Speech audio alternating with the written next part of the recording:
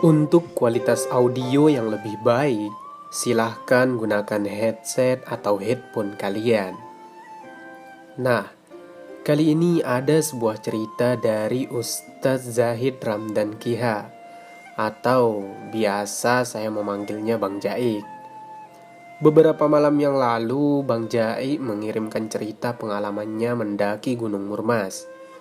Banyak sekali kejanggalan-kejanggalan yang terjadi.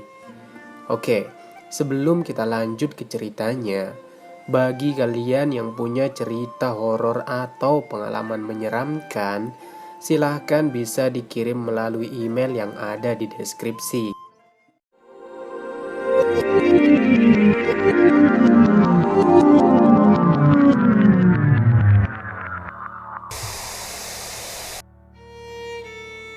Baik, kita mulai ceritanya. Perkenalkan, nama saya adalah Zahid. Teman-teman biasa memanggil saya Jai. Saya berasal dari Dusun Penjor, Kecamatan Gangga, Kabupaten Lombok Utara, Nusa Tenggara Barat.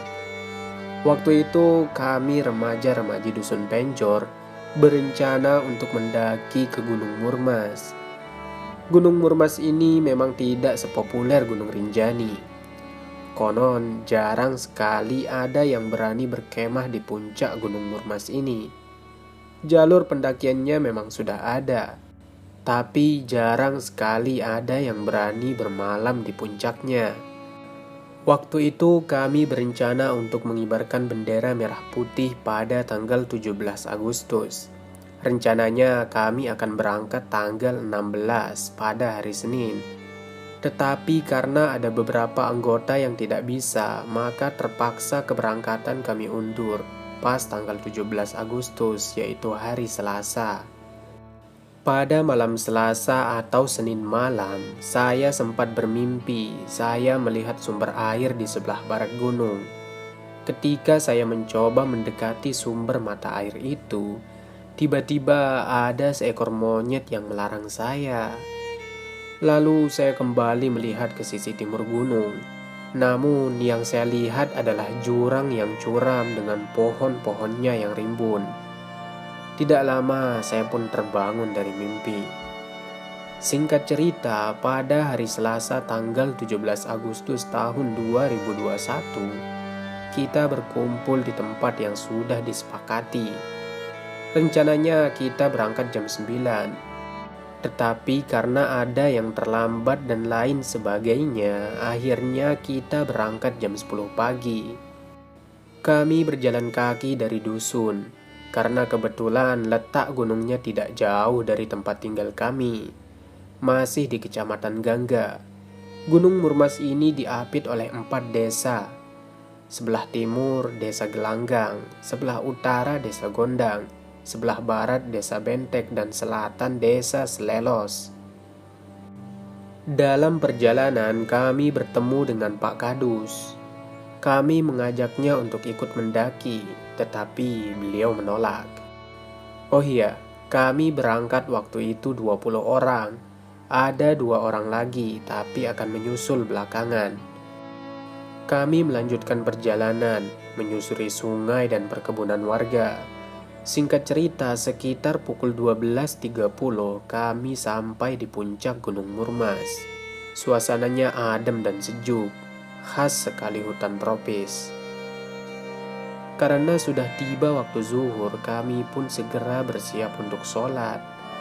Saya dan rekan yang lain menggelar karpet di sebuah tempat yang sepertinya tempat itu seperti panggung setinggi 1 jengkal, terbuat dari semen. Yang belakangan kami tahu bahwa itu adalah tempat pemujaan orang-orang yang berkeyakinan lain. Kemudian karena persediaan air kami habis, kami pun mencari sumber air terdekat. Persis seperti yang ada di dalam mimpi saya malam itu. Saya dan 1 rekan lainnya ke barat gunung untuk mencari air. Saya lupa bahwa di dalam mimpi saya itu, saya dilarang ke barat oleh seekor monyet.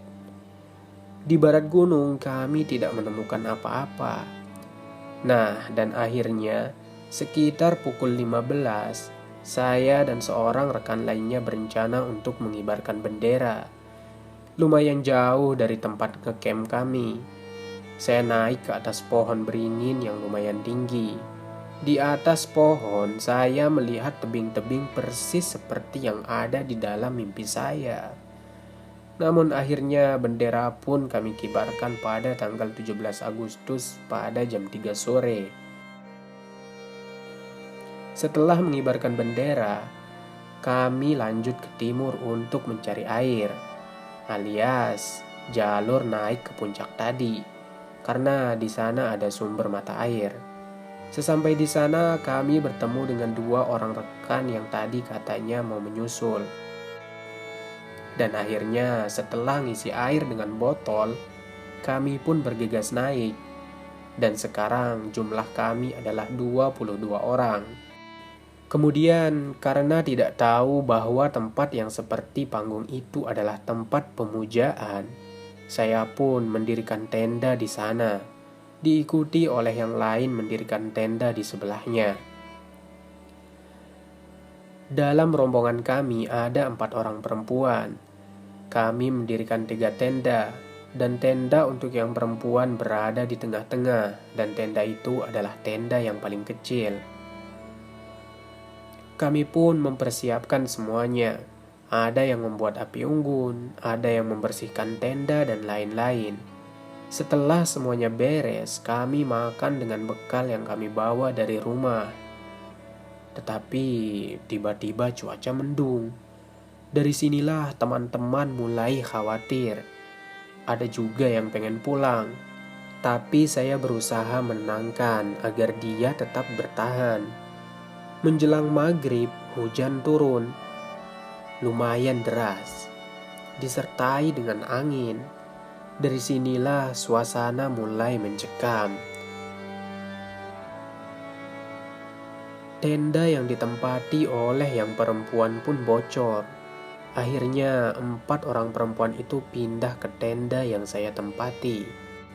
Di dalam tenda itu kami berdelapan laki-laki semua. Dengan pindahnya 4 teman kami yang perempuan, jadilah dalam tenda itu kami ber-12. Untungnya tenda itu lumayan besar, jadi kami tetap bisa menjaga jarak dengan yang perempuan.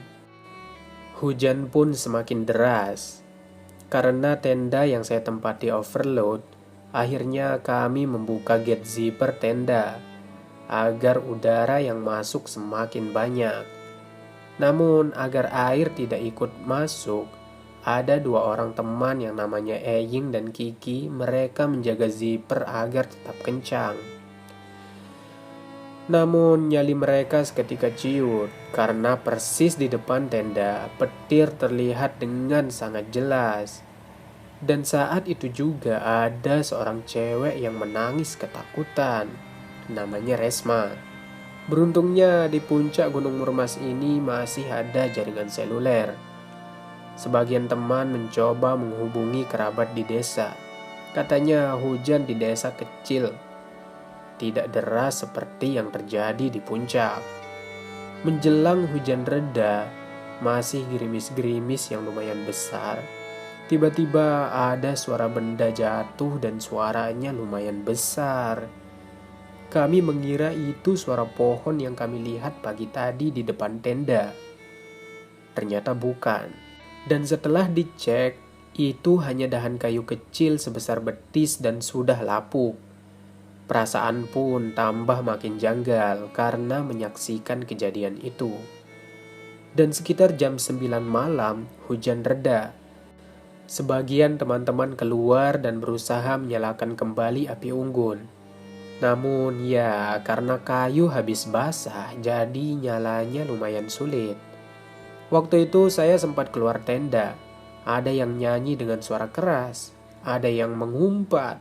Sudah dibilang jangan, tetapi tetap saja tidak mau dengar. Akhirnya saya memutuskan untuk masuk kembali ke dalam tenda.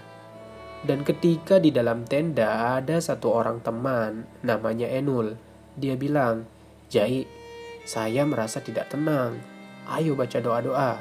Rasanya kayak ada yang memperhatikan kita dari atas pohon-pohon ini, kata Enul. Akhirnya saya membaca sholawat yang biasa saya amalkan. Begitupun dengan teman-teman yang lain, saya suruh berdoa sebisanya. Karena malam itu rasanya benar-benar tidak enak, kita semua merasa cemas. Karena keadaan cuaca yang sangat dingin dan saya juga merasa ngantuk, akhirnya teman-teman yang satu tenda dengan saya mengatur posisi tidur. Ketika saya siap-siap tidur, tiba-tiba ada yang menelpon, yaitu guru sejarah saya di desa Penjor. Saya biasa memanggil beliau dengan sebutan Mami. Kebetulan beliau adalah orang yang tahu banyak tentang hal-hal gaib. Beliau juga seorang tabib, sering mengobati warga yang sakitnya medis maupun non-medis. Ketika telepon sudah saya angkat, beliau punya firasat bahwa kami sedang dalam bahaya. Saya tidak tahu dari mana beliau tahu bahwa kami sedang di gunung. Lalu, beliau meminta saya untuk membaca surat Al-Fatihah 6 kali yang dihadiahkan untuk beberapa nabi dan ulama. Fatihah itu dibacakan ke air yang berisi botol. Lalu beliau memerintahkan saya untuk menyirami sekeliling tenda dengan air yang sudah dibacakan doa-doa tadi. Setelah beliau memerintahkan untuk itu, beliau bilang, "Kalian sedang diincar oleh makhluk-makhluk halus yang ada di gunung itu." Mendengar hal itu, teman-teman satu tenda saya ketakutan, terutama yang perempuan. Setelah menutup telepon, saya mengambil air yang terisi di botol aqua besar, dan saya mulai membaca Fatihah yang 6, lalu dilanjutkan dengan sholawat dan doa-doa yang lain. Awalnya saya sendiri yang membaca doa, tetapi karena sholawat dan doa itu terkenal, akhirnya teman-teman juga ikut membaca. Teman-teman yang di luar tenda sedang bernyanyi pun ikut melantunkan sholawat dan doa. Setelah selesai, saya keluar tenda membawa air yang sudah dibacakan tadi. Saya minta tolong kepada seorang teman untuk menemani saya menyiram di sekeliling tenda. Saya mulai dari belakang tenda yang saya tempati. Tidak luput, kami juga menyiramkan air di tempat pemujaan yang saya katakan di awal tadi.